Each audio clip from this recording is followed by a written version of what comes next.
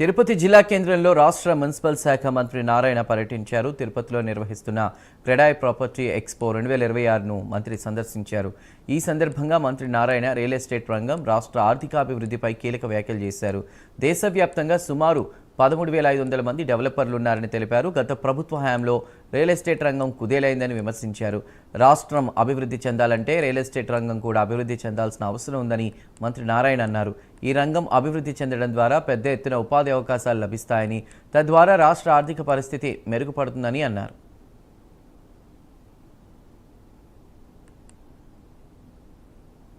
Expo 2026 యాక్చువల్గా ప్రారంభించారు.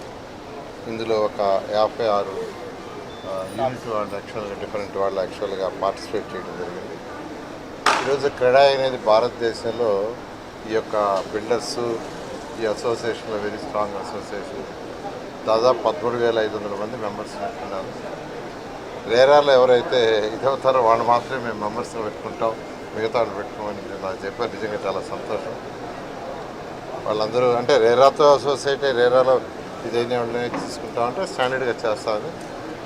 అయితే ఈ ప్రభుత్వం రాగానే ఎన్డీఏ ప్రభుత్వం వచ్చేటప్పటికి రియల్ ఎస్టేట్ రంగం పూర్తిగా కుదేలైపోయింది. గవర్నర్ ముఖ్యమంత్రి గారు నాకు ఈ బాధ్యత ఇచ్చిన తర్వాత ఈ రాష్ట్రంలో రియల్ ఎస్టేట్ డెవలప్ కావాలి. ఏ రాష్ట్రంలో అయినా రియల్ ఎస్టేట్ ఫస్ట్ డెవలప్ అయితేనే ఆ రాష్ట్రం డెవలప్ అవుతుంది.